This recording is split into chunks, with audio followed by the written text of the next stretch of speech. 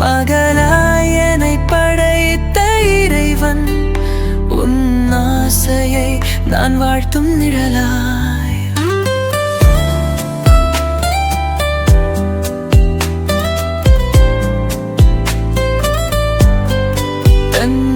தந்தையாய் நீ வாட்டு துடுப்பாட்டூரமாய் என் கனவுகள் சொல்லுவாய். சகோதரனாய் என்னை சிரிக்க வைப்பான். நான் விரும்போது நீ தூக்கி நிறுத்துவாய்.